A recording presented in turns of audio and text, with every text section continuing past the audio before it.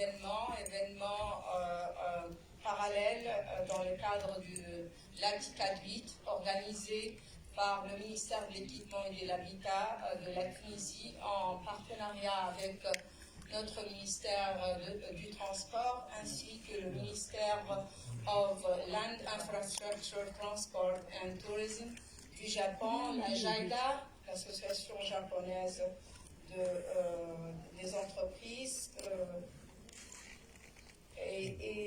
Effectivement, on va commencer. On est vraiment désolé pour le retard à cause d'un petit problème technique.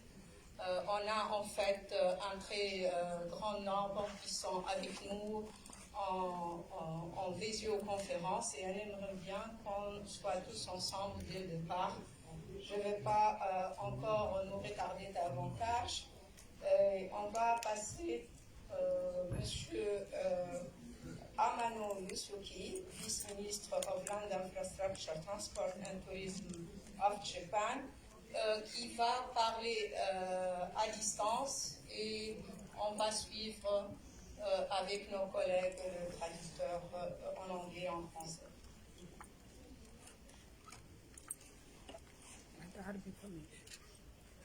Alors,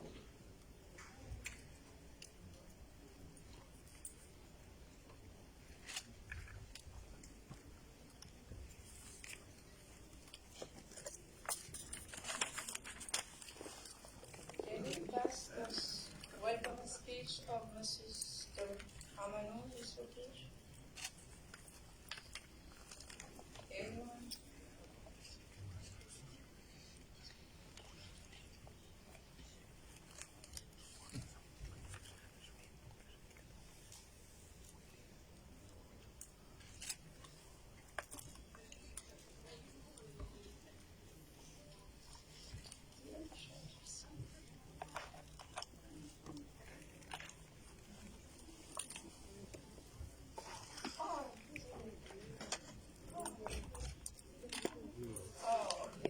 Désolé, c'est moi-même qui a fait une erreur. Alors, Monsieur Amano, il est avec nous, et plutôt Monsieur... bon, je ne sais pas maintenant, Monsieur Conférence. D'accord. Alors, je m'excuse. À vous la parole.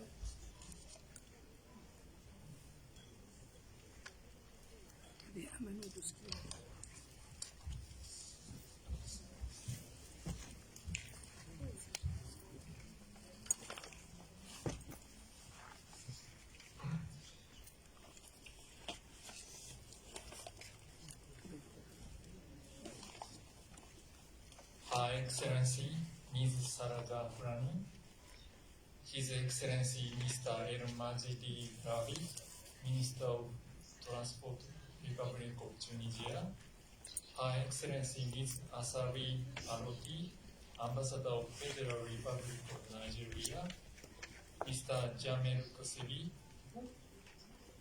President of National Federation of Building and Public Works Contractors, Mr. Miyamoto Yoichi, President of Japan Africa Infrastructure Development Association, JIDA, Excellencies, distinguished guests, everyone. We are pleased to hold the first Japan-Africa Public-Private Conference for Quality Infrastructure, subsequent to the first conference held in Nairobi, Kenya in 2016, and second one held in Yokohama, Japan in 2019.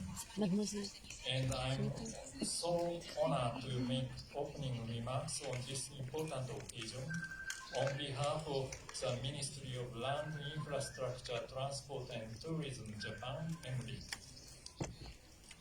Also, I'm so glad to see people gathering here today with leading infrastructure companies from Tunisia and Japan, and many people from Africa and Japan are also participating online.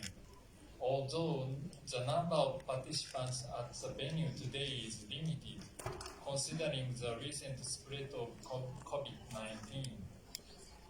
To address Africa's challenges, it is important to achieve balanced and stable growth where economic growth is realized and its benefits are widely spread throughout society.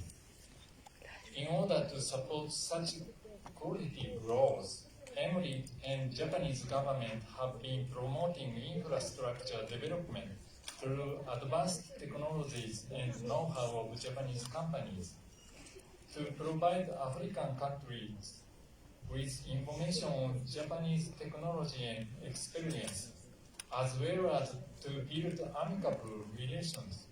JIDA was launched in September 2016. Around 190 companies from diverse sectors joined JIDA as members. Even though JIDA's activity over past few years have had to be conducted mainly online because of COVID-19 pandemic. Also, Emily has been conducting a series of policy dialogues, namely Quality Infrastructure Conference, in 13 African countries together with JIDA to forge relationships and strengthen cooperation with African countries and to promote Japanese technology and know-how related to infrastructure.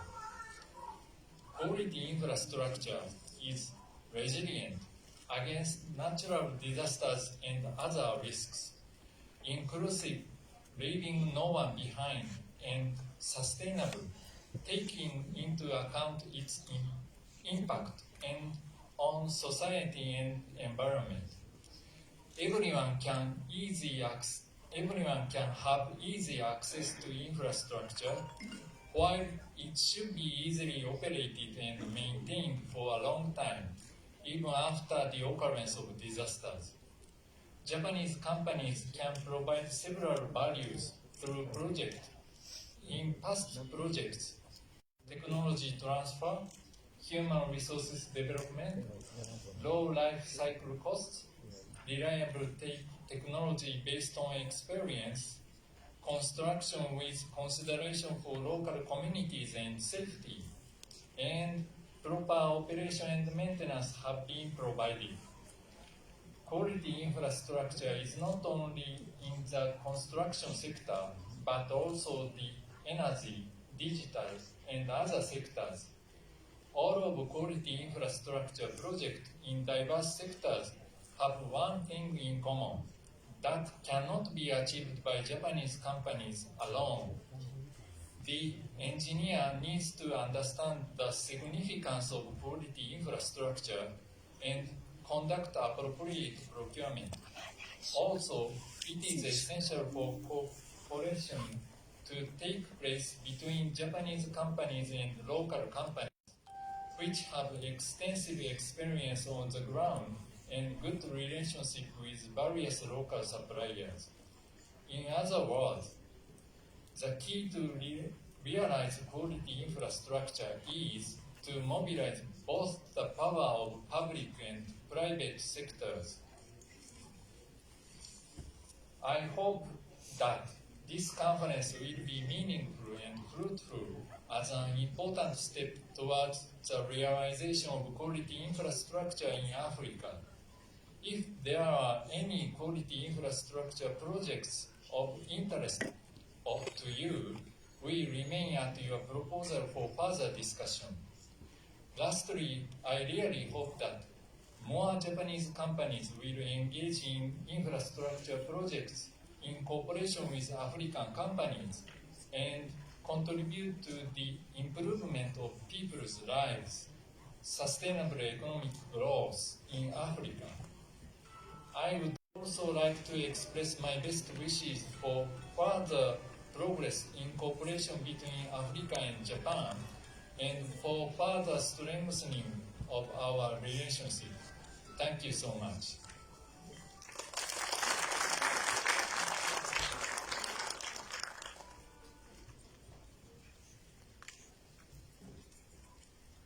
Thank you, Mr. Yusufi, and again, apologies for having missed you. The next speaker is going to be Mr. Masafumi Mori, and he's going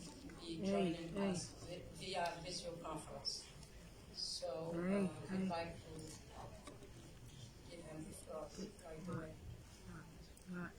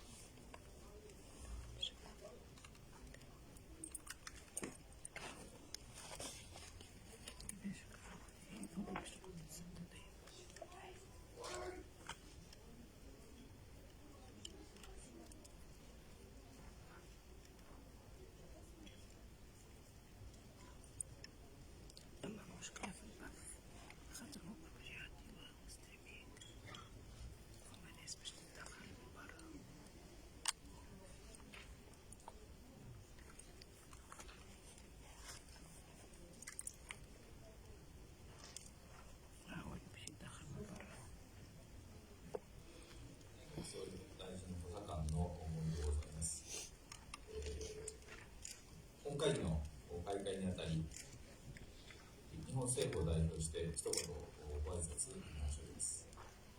本来であれば、チュニジアで皆さんと直接お会いしたかったところではございますが、ビデオでの挨拶とさせていただくことをご了承ください。本日はサラ・ザファフラニ設備住宅大臣、エル・マジーディ・ラビー・国大臣をはじめとするチュニジア政府の皆様、アフリカ各国政府の皆様、FNEDP のジャメル市議会長やアフリカインフラ協議会、JIDA の宮本会長をはじめとするアフリカのそしてまた日本のインフラ関連企業の皆様にご出席を賜り、厚く御礼を申し上げます。また、オンライン上でも多くの皆様にご参加をいただき、感謝申し上げる次第でございます。第8回アフリカ開発会議を明日に控えるココ1にすみで、その採用イベントとして2016年のティカード6から数えて3回目となる日アフリカ官民インフラ会議が対面にて開催されますことを大変喜ばしく思います。また、厳しい環境の中で本会議の開催に尽力されました関係者の皆様のご努力に改めて敬意を表いたします。今日、国際社会を取り巻く環境は大きく変化をしております。新型コロナウイルス感染症によってアフリカの脆弱性も浮き彫りになり、ウクライナ情勢を受けた食料・エネルギー価格の高騰が経済・社会に甚大な影響を及ぼすなど、アフリカを取り巻く環境は厳しさを増しております。他方で、ポジティブな変化もあります。デジタルトランスフォーメーションなどのイノベーションやグリーン投資の進展などはアフリカのグリーン成長を実現する原動力となる可能性を含んでいます。このような中で日本政府といたしましては、今回のキャット8、アフリカが抱える課題に成長の質や人に重点を置く日本らしいアプローチで取り組み、ポストコロナを見据えたアフリカ開発の進路を示しつつ、日本とアフリカが共に成長するパートナーとして持続可能な世界を作ることを目指す機会としたいと考えております。言うまでもなく、インフラは国や地域の経済的な繁栄の原動力です。インフラは経済成長や持続可能な開発のための基盤として決定的な重要な役割を果たしております。他方で、その国や地域が質の高い成長を実現するためには、インフラ整備によって需要に量的にも対応するだけでは十分ではございません。すべての人々が利用できるインフラ、長期にわたり使用できるインフラ、環境に優しいインフラといったインフラの質についても考慮していくことが重要になります。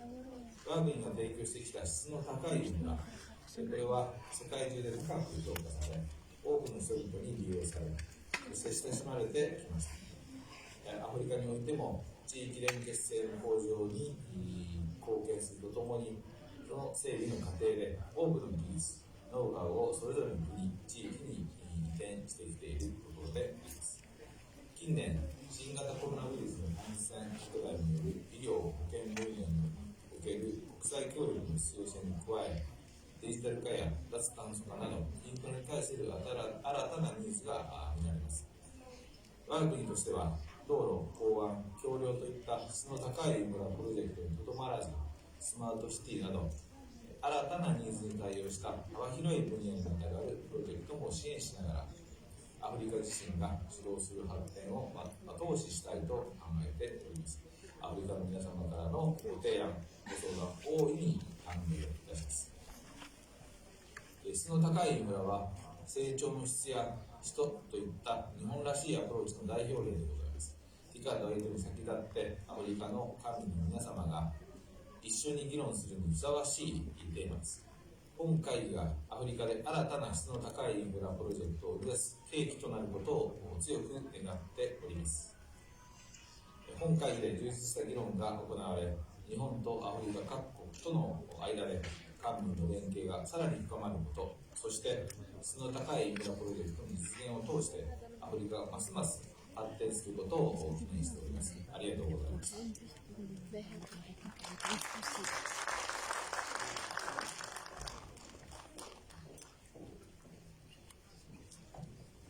Thanks, Mr. Moro. And now we'd like to welcome the president of the Japanese African Infrastructure Development Agency, Mr. Yuichi Miyamoto.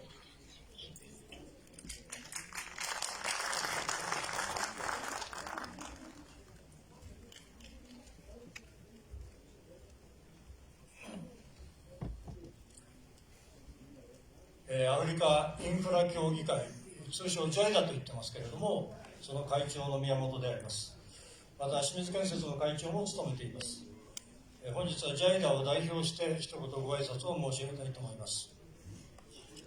本日はご多忙のところ、チュニジア政府よりサラ・ザフラニ設備住宅大臣、エル・マジディ・ラビ運輸大臣、日本政府より森翔補佐官、国土交通省の天野海外プロジェクト審議官にご出席を賜り、誠にありがとうございます。また、アフリカ各国のインフラ担当の大臣の皆様、チュニジア建設業協会のクシビ会長をはじめとする民間企業の皆様、そして各国政府、各国企業の代表の皆様にご出席もいただきました。心より感謝を申し上げます。コロナ感染対策により人数制限をする中にあって、このように日本アフリカ官民インフラ会議を開催できましたことは、両国の関係者、そして本日ご出席の皆様のご努力、ご尽力によるものであり、深く御礼を申し上げます。JIDA は2016年にケニアで開催されたティカッド6、並びに最大イベントである第1回日本アフリカ官民インフラ会議の成果の一つとして誕生いたしました。国土交通省とアフリカでのインフラ事業の意欲的な民間企業が一緒になって立ち上げた画期的な組織であります。設立以来、延べ12カ国を14回にわたり訪問し、官民インフラ会議や質の高いインフラに関する会合やセミナーを開催し、活発な意見交換を行ってきました。コロナ禍のこの2年間はオンラインにより6カ国と官民インフラ会議、QIC と言ってますけども、官民インフラ会議、あるいは質の高いインフラ対話、QID を開催させていただきました。またそのうちの1カ国とは、実務者クラスによる分科会を開催し、より掘り下げたニーズに基づく具体的な質疑応答、意見交換を行いました。そして、ナイロビ、横浜に次いで、このチュニジアのチースにおいて、本日第3回の日本アフリカ官民インフラ会議が開催され、参加できることを大変光栄に思っています。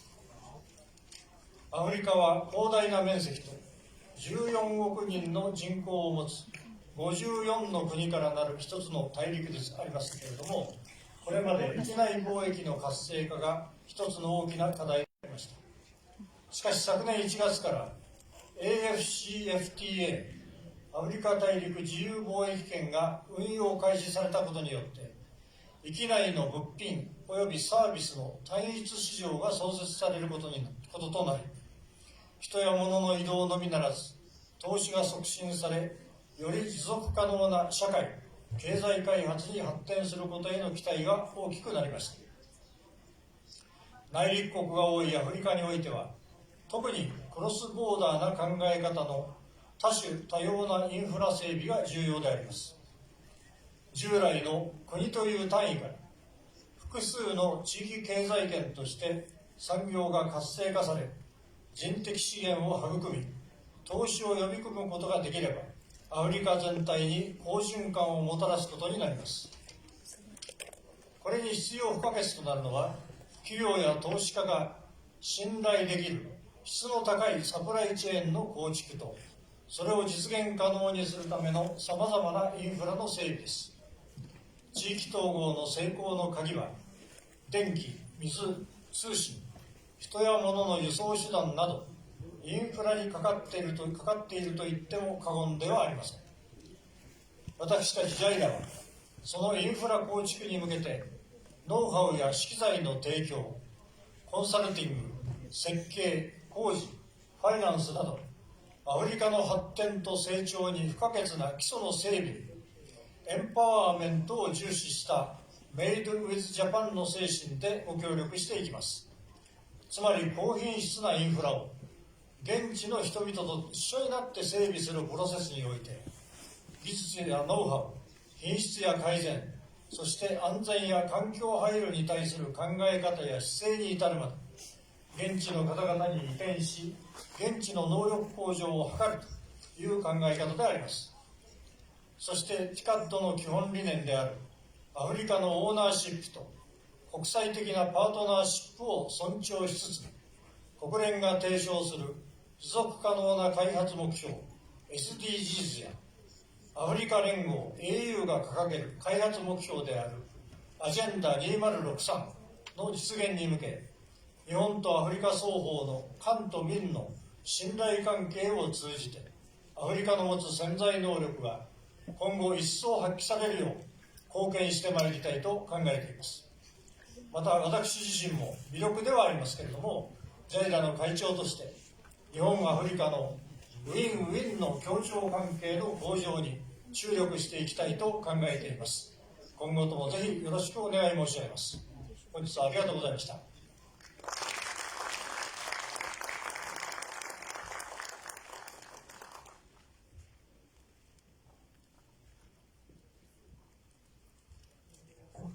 Thank you very much, Mr. Yuchi. I would like to say a small remark for the English translator. You're going too quick, so please.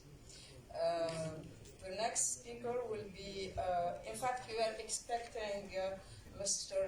Kwatsi Amwako Atta from the Minister of Roads and Highways of Ghana. Unfortunately, he had a small accident. I hope he's fine.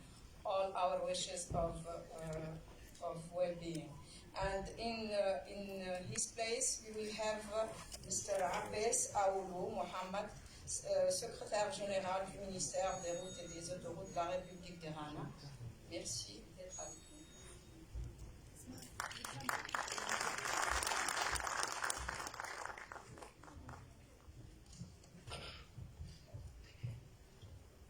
Thank you very much. I want to stand on the existing protocols already established by Madam Zeta, so that I can go quickly through. So, again, as indicated, this presentation should have been done by my boss, the Honorable Minister of Roads and Highways of the Republic of Ghana. Unfortunately, he can't be with us today for the reasons aforementioned. But he extends his regards to come to this conference of that wish to be.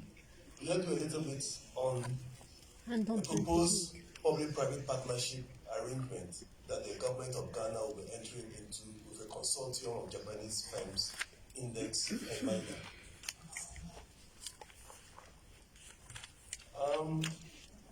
This project that the Japanese firms will be doing is part of the Trans-Abidjan-Lagos corridor. The Abidjan-Lagos corridor goes through 5 countries in West Africa. La Côte d'Ivoire, Ghana, Togo, Benin, and Nigeria.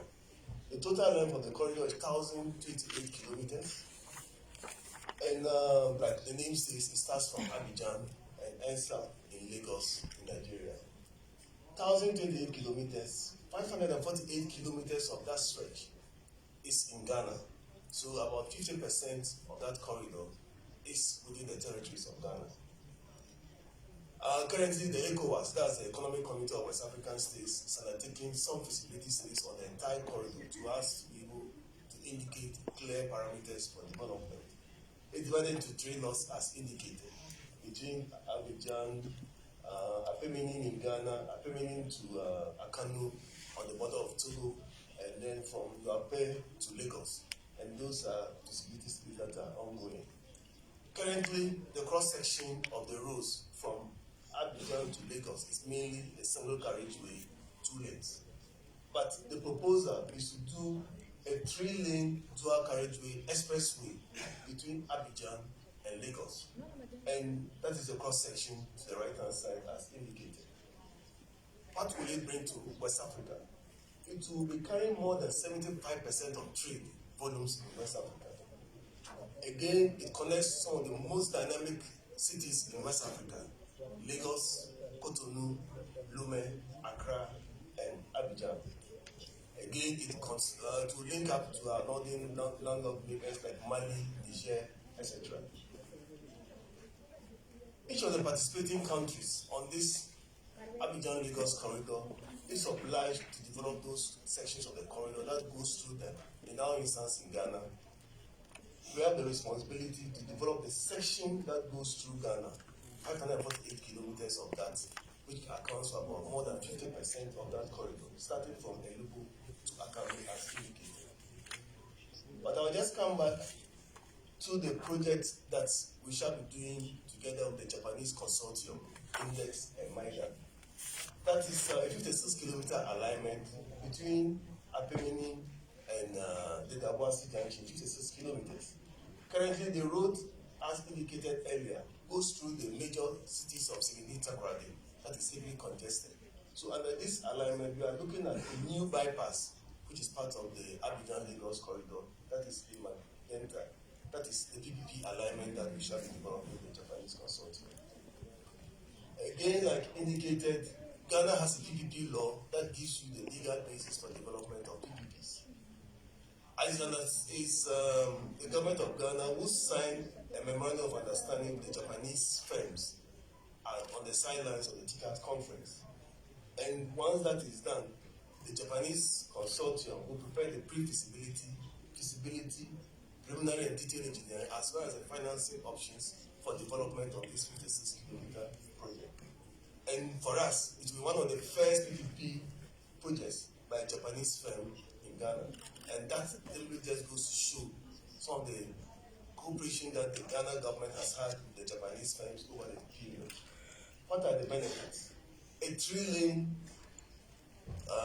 dual carriageway shall be developed to bypass the heavily congested parts of Takoradi. Finance for the project will not be contingent on the government of Ghana's budgetary allocations, but the government of Ghana shall provide the enabling environment for that. And then again, the revenue from that will mainly be from tolls that will be collected and over a concession period. Just want to say that within the period, the government of Ghana has enjoyed tremendous support from JICA in the development of our infrastructure. To the picture on the right is the Temamoto Way interchange that was developed by, funded by JICA, but developed by Shimuzu. Currently, the second stage of that project is going to be developed by DFE Engineering, also a Japanese firm, and whatever that was done under the first phase by Shimuzu shows the quality of infrastructure that has been done. Again, the N80, Asim Prasuta Santibekwa, 60 kilometers, was developed by Shimuzu around 2014. Since the period that the project was open to traffic, we've not had any major defect on that, and it's working tremendously.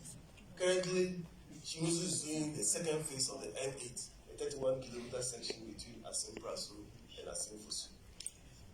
and the works are ongoing, expected to be completed by the end of 2023. We shall be developing the volleyball bridge with a facility from Japan, and that bridge is a cable stay bridge. Procurement is ongoing. We do expect to start it by the end of this year. It's a 4-year project, so hopefully by the 2026, this project should be completed. What will I say? Over the period, the Japanese firms have been able to develop major infrastructure in Ghana, and Ghana is happy